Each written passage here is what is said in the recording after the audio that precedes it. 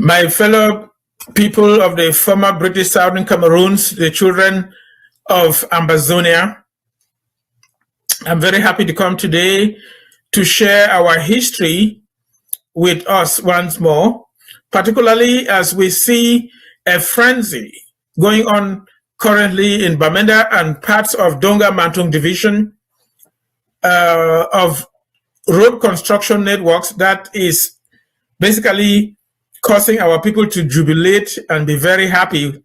And we are happy for them because they were living in very deplorable conditions. They were being driven around or driving around in very poor roads, getting sick, and some dying prematurely. So we are very happy that something is happening. But I want to come out in this program to remind us of what truly has happened to us, and also tell us what really is going on with us right now and what is all about this frenzy of so-called reconstruction. And then also, as time permits and is possible, what truly the future holds, which is bright and great. Now, I want to reveal to us that you remember that we have revealed in several programs here how during the time of decolonization, when they were basically letting us no longer be controlled by our European powers, in this case for the children of the former British Southern Cameroon by Britain, we were compelled to choose to either stay with Nigeria or La République du Cameroun. The option of independence, unfortunately, was dropped, which is what our forefathers wanted. And so, using our own human judgment, people thought that maybe the option presented by Funcher to join La République du Cameroun as an equal partner in a federation of two equal states was better than remaining in Nigeria as a region. And so our people in that compelled plebiscite voted to join La République du Cameroun. Unfortunately, things did not go as promised by Ahijo at the United Nations and as desired and hoped by our people.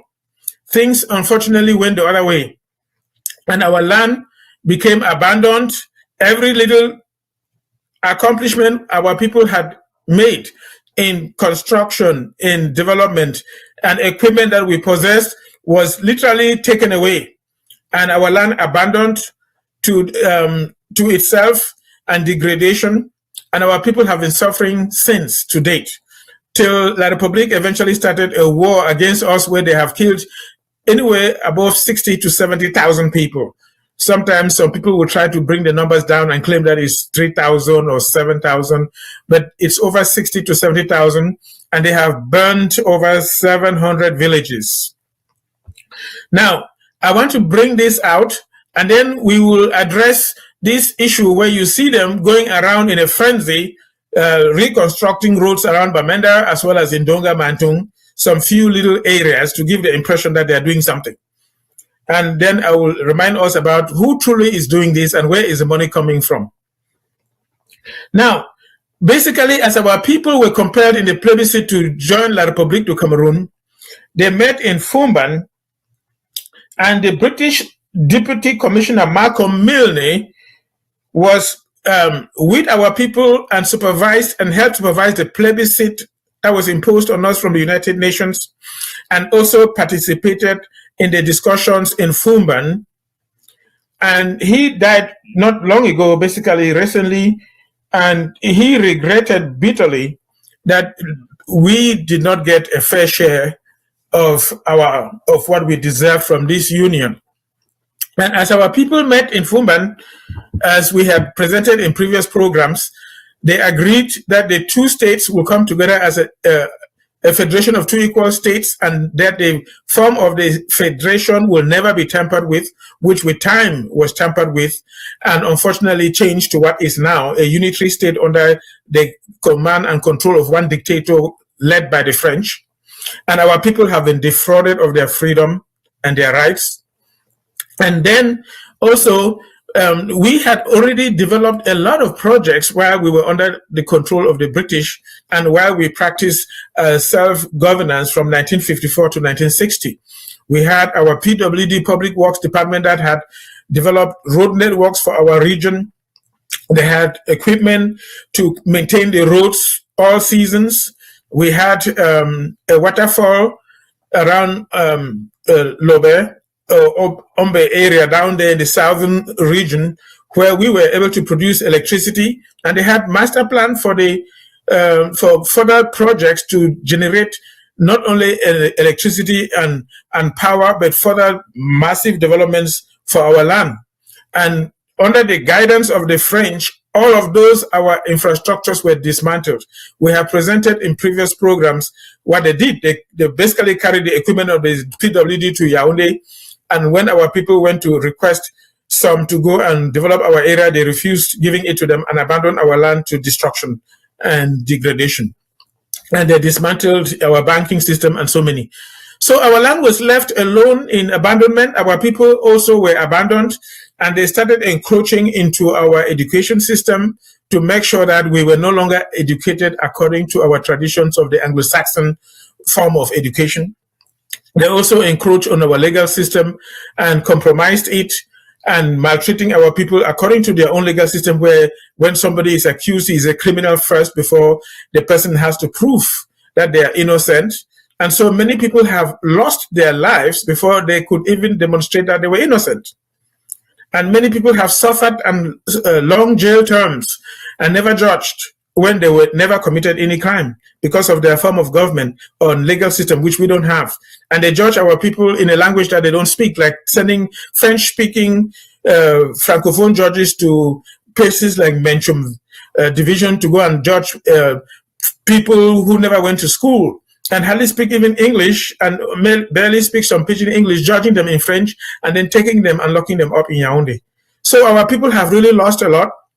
Our children who went to school have been prevented from progressing in the limited opportunities that they have, whether it's the professional schools that they have like NAM, and you can name the different schools. They are prevented from progressing. And the few who have gone there have been relegated to assistants in offices. And Francophones who are not very well educated are made the superiors, controlling all the money and deciding what happens. And so our land has been left to a position where we are not well developed. You can see it all across Francophone Africa.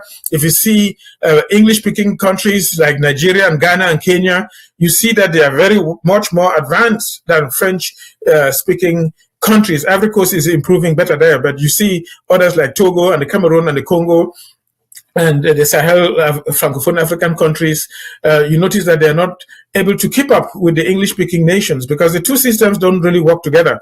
And so our system that we brought, the English-speaking, was marginalized and suppressed, and our children are suffering and don't have opportunities in their own homeland. And when they stood up to speak and complain, they rather confronted them with bullets and have had this civil war going on since 2016, and so many of our people have been killed. Now, when this was going on, remember that La République du Cameroon government is controlled by the French.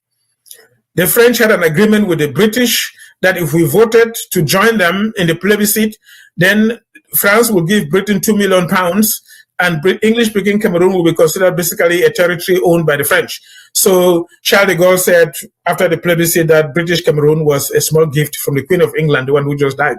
So France believes that they own us. And when they discovered that there was large reserves of petroleum in Dian division and parts of West Cameroon, just like in the Delta region of Nigeria, then they came up with a fraud basically to destroy the federation and force us into a unitary form of government that they have finally relegated to what they were before we met in Fuma. So the reason for dissolving our infrastructures and absorbing us is because of our natural resources in our land. Our land is very rich, and in fact, the British said we are a treasure trove. They want the things that are in Ambazonia. They don't want the people. They want them to die. They want to kill them. And so you notice that every activity that Yaoundé does, controlled by the French, is to destroy any remnants of Anglo-Saxon ways of thinking and doing things in English-speaking Cameroon. They have not been able to succeed, so the Francophones now try to learn some little English and give the impression that they speak some English, and so they have the upper hand because they speak some French and speak some English, even though our children who go to school and learn both languages do much better in both languages. But using their numbers, the fact that they are 3/4 or even 4/5 of the entire population, they think they have the upper hand over us, and so they are dominating us in order to keep us in subjugation, to keep extracting our resources. Remember that just the British Cameroon alone, the English-speaking Cameroon, the former Southern Cameroons, what we call Ambazonia, contributes over 60% of the GDP of that country called Cameroon. And so they want to keep us to extract all of that money. And even when they get it, they don't use it for the benefit of the people. They embezzle it, siphon it, and carry it, stashing it away in their personal accounts in Switzerland and all across Europe. So our land was abandoned and not taken care of. And the land degraded so badly. I would like for us, if possible, to show a video of one of our subdivisions, Engwa subdivision, that was literally abandoned so desperately. And you can see the military going there during this time of our war and basically subjugating the people and compelling them to honor and worship them while they live in servitude. If it is possible, please, can you play for me that video of Ngwa subdivision, how it's been abandoned and not taken care of, as we progress with this presentation, please. Can you play that video for me?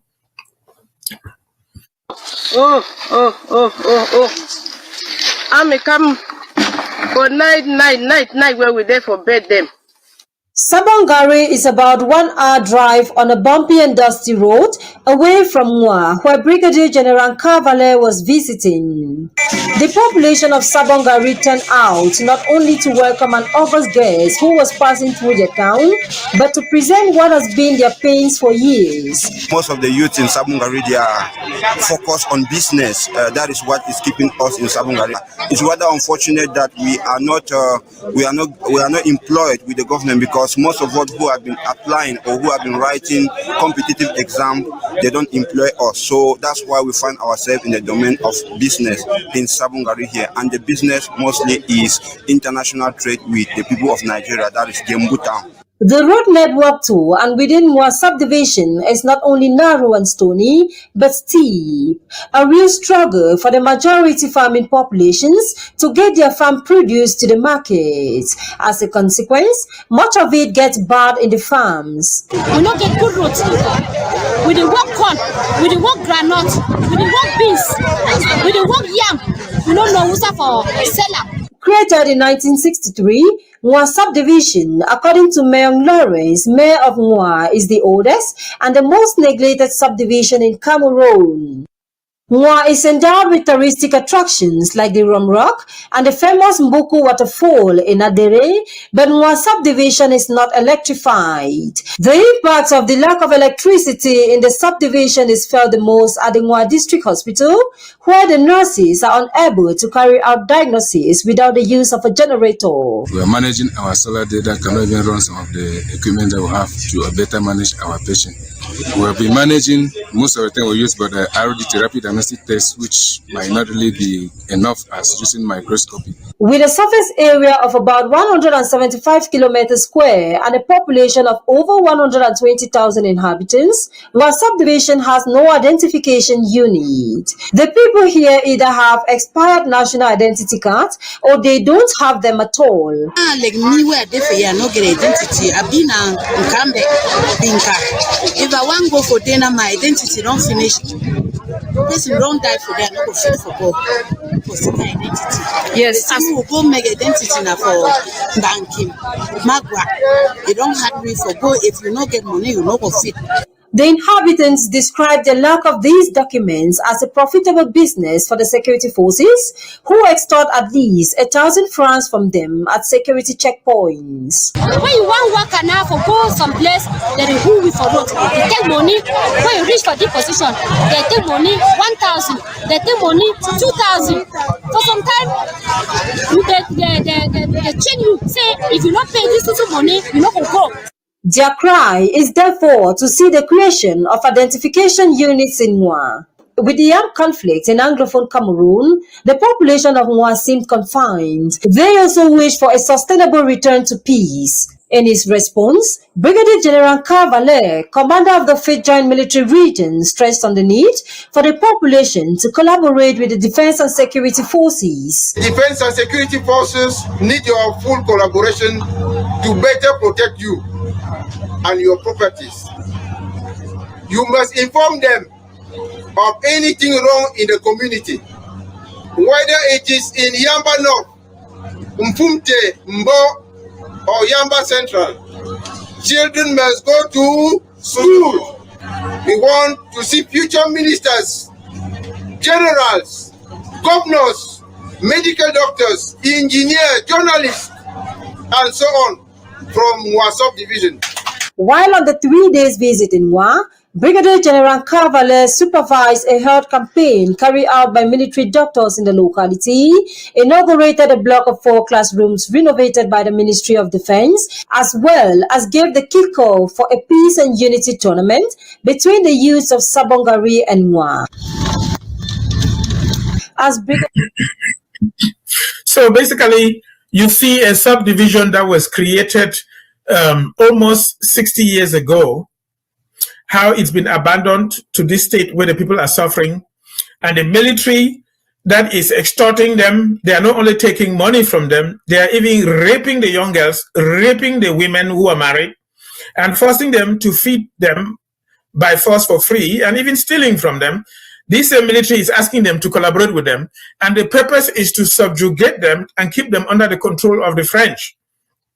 While they are doing that, they are purposefully destroying the villages and displacing the people. You can see in the other video that was initially played, I want us to play that video now, how people have been displaced to villages and their homes destroyed and how they're suffering in the bushes. Let's look at that. While they're pretending to be working with the people, just see what they do truly. And even in collaboration with the Fulanis, the Mborolos, those people who keep cattle. Can we play that video of our people suffering in bushes under the Malays, the Malays that they are suffering from the military people, please? Can we play that video? Oh. I'm a come for night where we there for bed them. We don't want here, we hear now gone. We don't want here, we hear now, we see now smoke of fire. Oh, for all money house, it the burn, picking them, they run. Some people that they run so they throw away picking them. Oh, mommy they cry for bush, someone will belay them. Someone carry picking them for backs, drag someone for hand. Oh, Paddy, they sofa, they know they see who's away, mommy, and picking they go. For village for Jamo, where people they run around before they come, high for Jamo. They don't come for Jamo again. Army don't come plenty.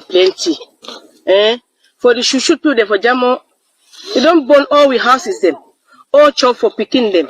They catch someone them. We don't know who's away, they don't take them go. Oh, they don't catch some, we picking them, some we pay them. So we get picking, they don't take and go. That's how we can go for the Jamo now. Where we will run our army for Kumbo, we come this for yet. You see the happen. I say now wait. Oh, the well. Me the way just see wait how we there for inside bush. We not picking them for inside bush. With the chop na ground. We don't work at the picking in some food then with the chop them. Picking the day they cry for we corner.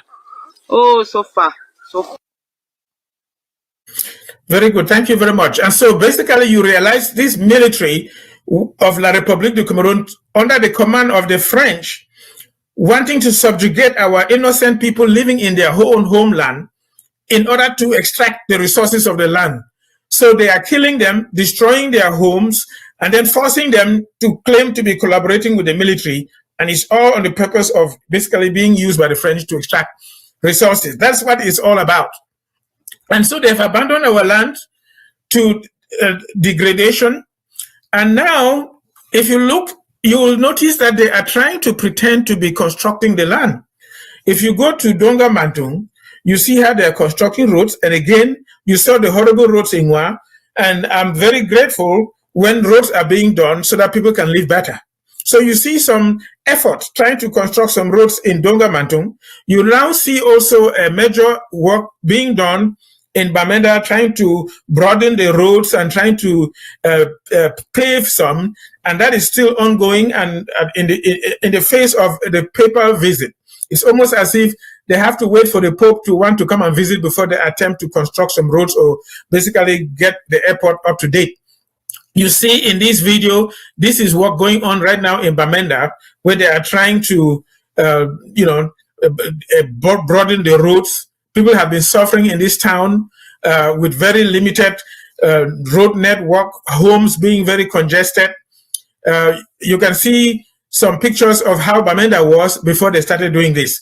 You notice how the town was very congested, people cramped, traffic, you could not even move from one place to another. Look, this is the supposed commercial avenue, one of the major traffic hubs in Bamenda. See how cars are packed. There are no lanes. People can easily hurt each other. Look at all of that.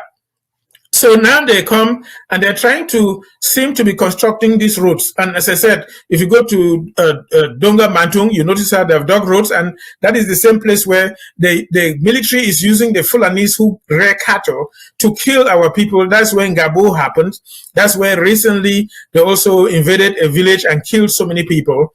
While the military is doing that, they seem to be constructing some roads. So what is all of this? Has Yaoundé suddenly woken up from sleep after stealing the last election a few months ago, and then they're trying to do some good?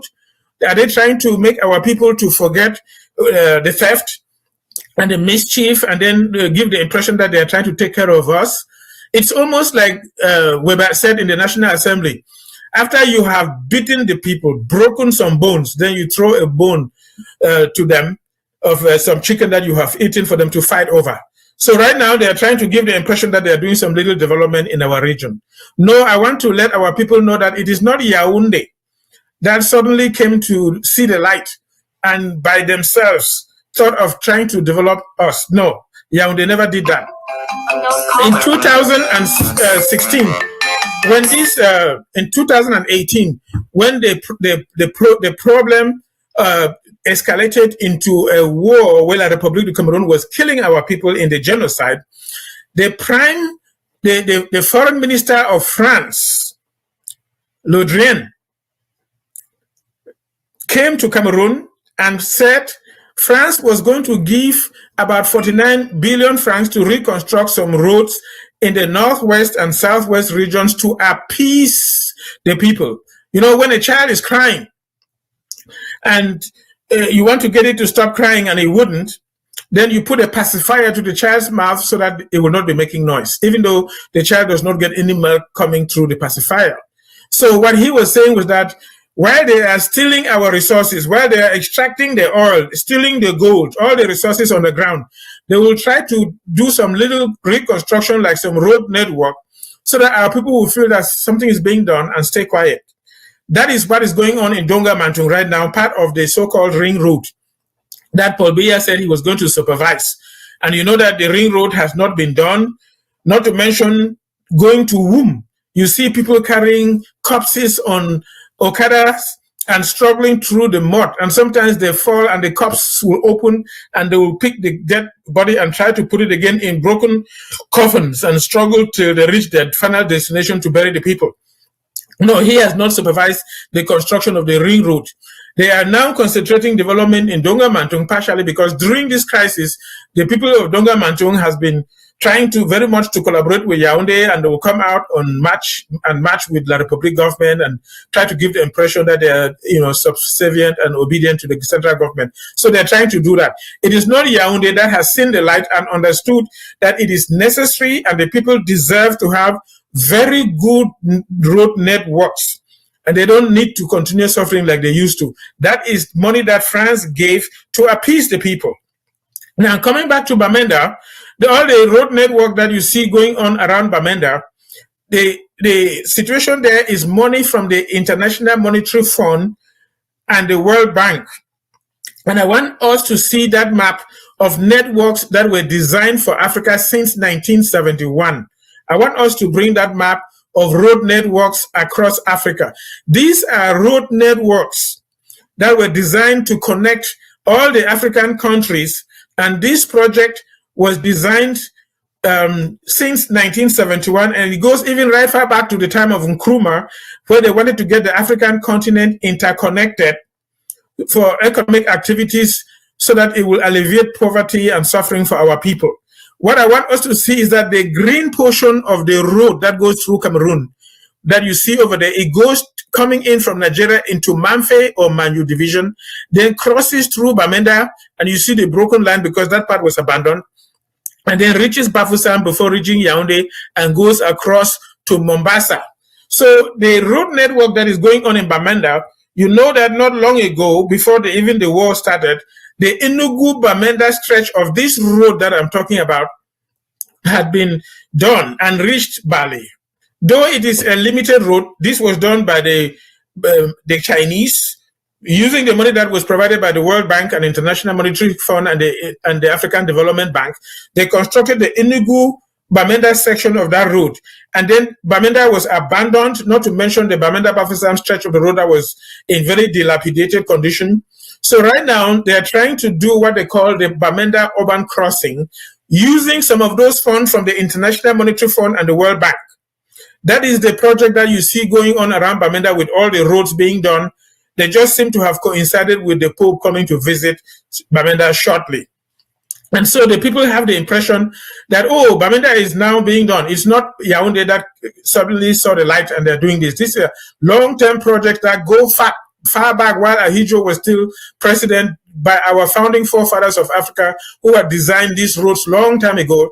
And the World Bank is financing it. And all those projects will be finished. These are just road networks. There will be railway networks. And then besides interconnectedness with air flights and even sea routes and river routes. So Africa's future is bright. And don't worry what those talks that call themselves the government in Yaoundé are doing, because they will eventually go into perdition. But anyway, I want to now, before I comment further, present a video of the envisioned interconnected networks of the Trans-African Highway. I want you to see this because that is the reason why they are doing works in Bamenda. That one road will go across the coastline of West Africa, passing through Lagos to Enugu, through Manyu, Bamenda, and then going all the way to Mombasa in Kenya. So I want us to see one of those videos of the planned interconnected roads in Africa.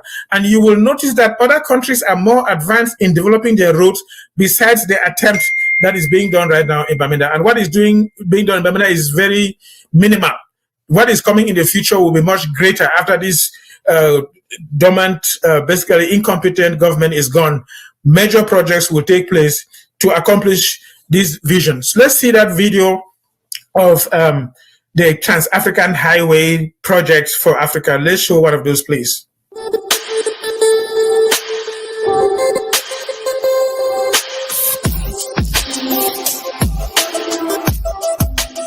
The United African Continent has been the vision and drives for a couple of great African leaders in the past.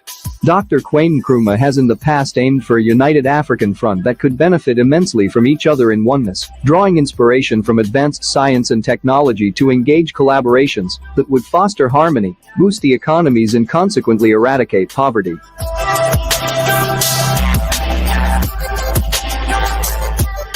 Growing cooperation in continental commerce, as well as flexible border and port agreements, have rendered the need for a network that would facilitate access to inaccessible areas whilst optimizing travel time. According to the United Nations Economic Commission for Africa, the African continent has enjoyed a 52% trade boost to about $35 billion in 5 years through the easing of stringent border controls and a drop in the cost of tolls and duties. With the introduction of the most comprehensive global market in the continental free trade area across the African Union, the continent is adamant in its optimism of a positive turnaround.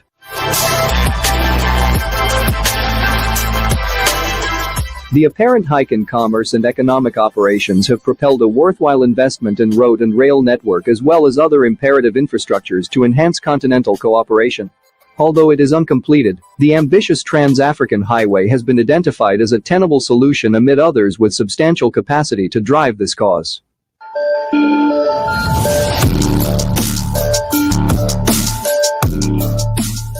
The massive intercontinental infrastructure has been flirted around with for over half a century with the hope of it being completed someday.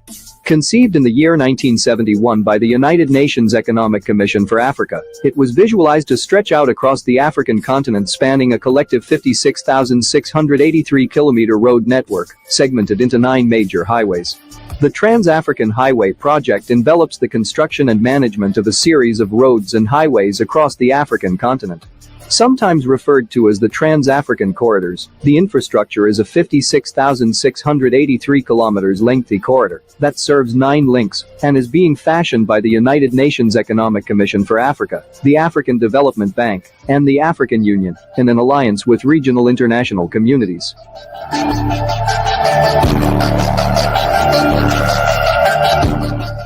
The 9 highway links have been sorted into a group of 6 major east-west corridors and 3 north-south routes, although a 4th link north-south of the continent has been forged by boundaries of 2 eastern-west courses.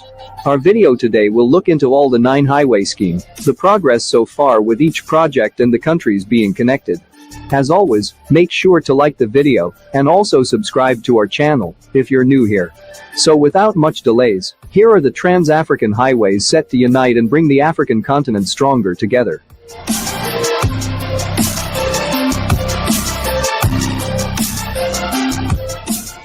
Trans-African Highway 1, Cairo to Dakar Highway. The Cairo to Dakar Highway links the Trans-African Highway 7, also known as the Dakar to Lagos Highway, to create an additional north-south pathway around the continent's western outline. It travels along the Mediterranean coast of North Africa, threading from Dakar to Algiers through Rabat, and then across Tunis, Tripoli, and finally Cairo.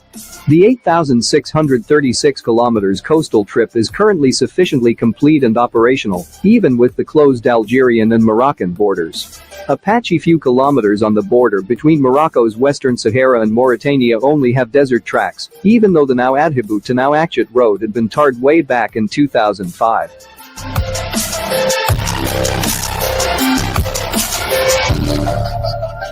Trans-African Highway 2, Algiers to Lagos Highway. The Trans-African Highway 2 traverses across from Algiers, running through the Tamanrasset province in southern all the way to Lagos down south. Preconceived beyond the mid-60s, it wasn't until the 1970s before the construction of segments of the Sahara began, rendering the Algiers to Lagos corridor one of the oldest on the continent.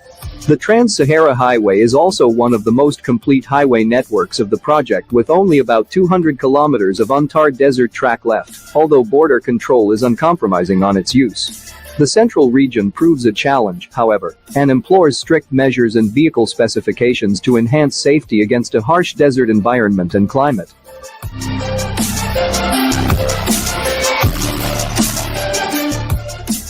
Trans-African Highway 3. Tripoli, Windhoek to Cape Town Highway.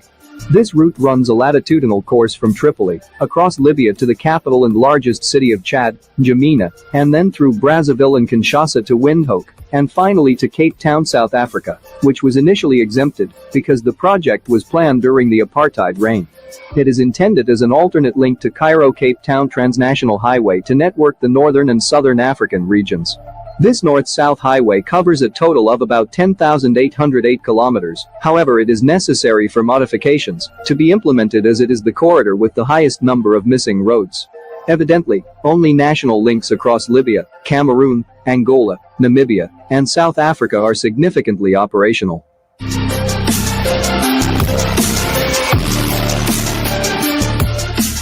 Trans-African Highway 4, Cairo, Gaborone to Cape Town Highway.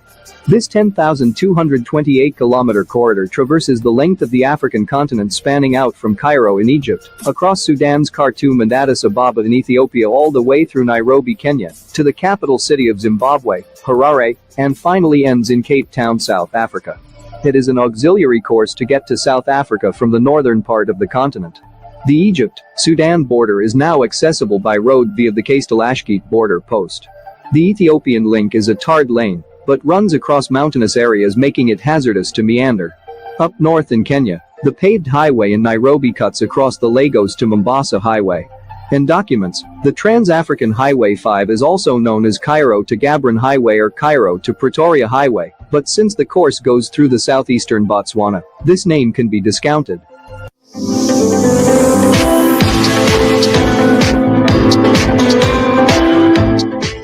Trans-African Highway 5, Dakar to N'Djamena Highway.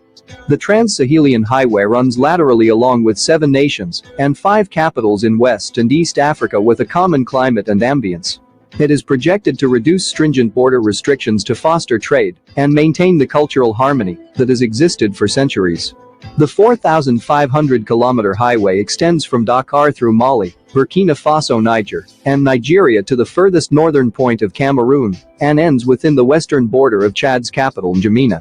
The structure has been substantially completed to about 80%, except for a few kilometers, approximately 775 kilometers, typically in and around western Mali, that requires imperative modifications even as other sections are currently under construction.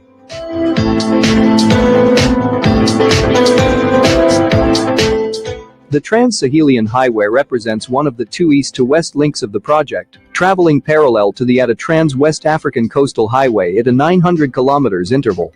The course often engages existing highway routes across nations, however the construction of an optional link between Senegal and Mali is deemed necessary.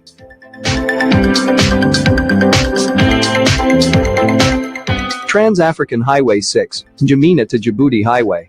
This 4,219 kilometers highway redirects the Trans-Sahelian corridor right from N'Djamena all the way to Djibouti's port on the Indian Ocean, forming a combined 8,715 kilometers west-east link from Dakar. The N'Djamena-Djibouti highway along with the Trans-Sahelian corridor was schemed to emulate original routes visualized in the late 19th and early 20th centuries by the French Empire. It picks its source in N'Djamena and transects to the Djibouti, going through Darfur in Sudan, and across the north of Ethiopia. It consists of a little below 50% of paved roads with noteworthy sectors in despicable conditions. The region between the Sudan-Chad border presents hazardous road sections whose operations are halted, whilst Ethiopia's highland terrain provides significant challenges for highway constructors and engineers.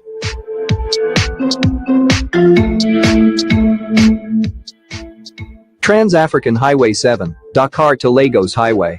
The Trans-West African Coastal Highway runs across a series of West African coastal countries, emerging from Mauritania, in the northern part of West Africa just above Dakar to Nigeria.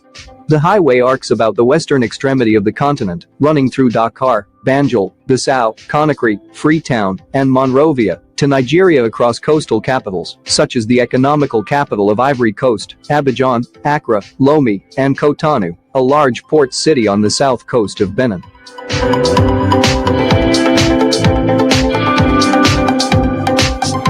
According to African Union documents, the route is 4,560 kilometers in length, with 3,777 kilometers paved, which makes up about 83% of the total length.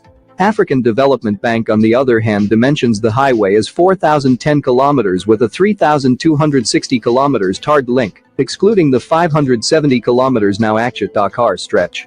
With the exception of a few short 4-lane highways in the eastern third of the route, all highways are 2 lanes.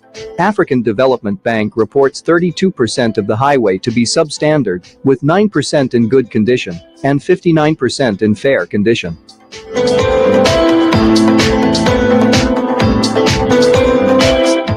Trans-African Highway 8, Lagos to Mombasa Highway.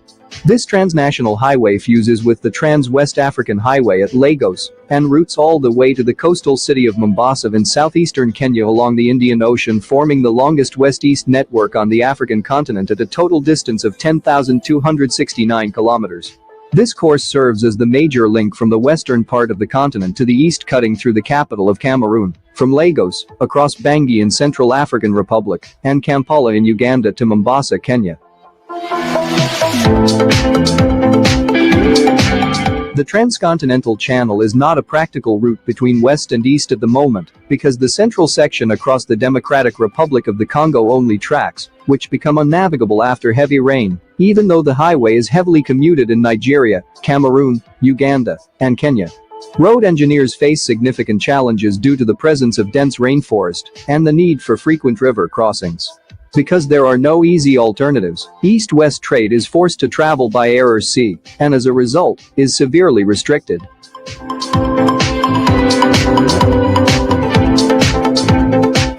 Trans-African Highway 9, Barra to Libido Highway. The Beira to Lobito Highway spans a length of about 3,523 kilometers that travels from Lobito, Angola, and intersects with the Tripoli to Cape Town Highway, which is the Trans-African Highway 3. It continues across Lusaka, Zambia's capital, through Harare and finally Beira in Mozambique. It is mostly finished in the southeastern half, where it uses paved national roads in Zambia, Zimbabwe, and Mozambique, but the western half, through most of Angola and the Democratic Republic of the Congo, is made up of earth tracks or formerly paved roads that need to be rebuilt.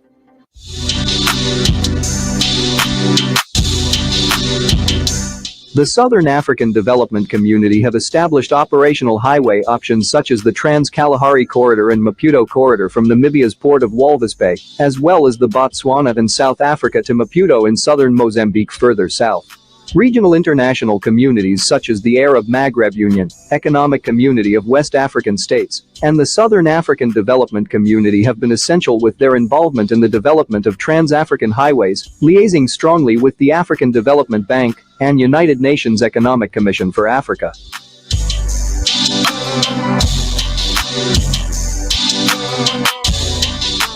For instance, the Trans-African Highway 1 from Tripoli to Nouakchott is developed and maintained by the Arab Maghreb Union, while Trans-African Highway 5 and 7 are developed and maintained by the Economic Community of West African States. In Southern Africa, the Southern African Development Community has a vast network of road projects and trade corridors. Trans-African Highway 9 and the southern sectors of Trans-African Highway 3 and 4 are connected by regional highways built by Southern African Development Community or its predecessors.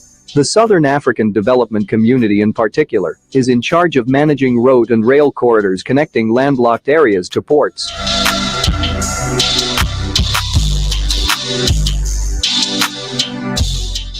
So there you have it.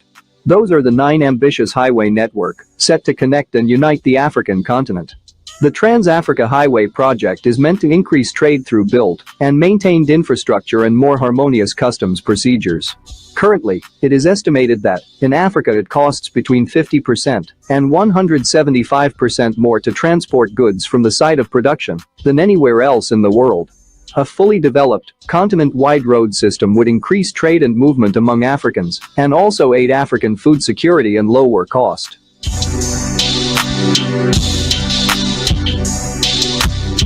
If you enjoyed this video and want more definitive information. Okay, so my people, I wanted to demonstrate with this that is the true network of road that was designed for Africa and that passes through Bamenda. So you notice that these projects were developed in the 60s when Nkrumah was the first president of Ghana, and then basically concretized in 1971, even before Biya became president, while he was still Secretary General under Ahidjo. These projects have been in place and they are gradually, slowly being actualized. In this picture, you will notice Foncha and Ahidjo there to Foncha's right when they met in Fumban. You will see here when they've completed their discussions in Fumban, Ahidjo is declaring the federated states as one. The British who were present, you see them by Ahidjo's side there, and to Ahidjo's left, you see Malcolm Milne, who is the commissioner that I talked about. In this picture, you see Joa there to Foncha's left, you see Joa, and you see Endele in the black suite and many English-speaking, and the Francophone delegates, you see them on the right side. When these two people came together as equal partners, but they have been relegated to a small segment and marginalized for the welfare of their resources. But basically what I wanted to show us here is that the vision for road networks across Africa is big, and it includes Bamenda. Not only Bamenda, it comes into the people of the former British Southern Cameroon through Mamfe. Mamfe is going to be a great town that will be very well developed, passing through Bamenda before going over and reaching Bafoussam and going through Yaoundé right through to Mombasa. The road that is being constructed now in Bamenda, those are miniature things compared to the vision. If you see the road networks in the video of other that have already been accomplished in other African countries, even Traore in Burkina Faso is doing tremendous work. The ones that is being done in Bamenda now, they are just attempting to try to start to do something.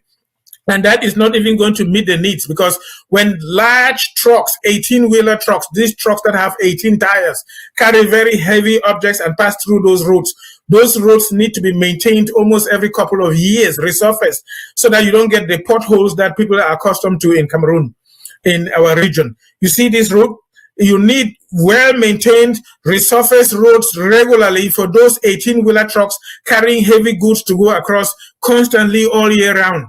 And these are just road networks. There are going to be railway networks, besides flying by plane and using the ocean front with ships, and even the large rivers like the Niger and, of course, the Congo rivers and other means of transportation. There's going to be a lot going on. So what people are seeing around Bamenda and Donga Mantung is just an attempt to try to give the impression that something is happening. But the money that they are using to do the work that they are doing in Bamenda is from the World Bank and the International Monetary Fund. It has nothing to do with Yaoundé suddenly waking up from sleep and attempting to do the right thing.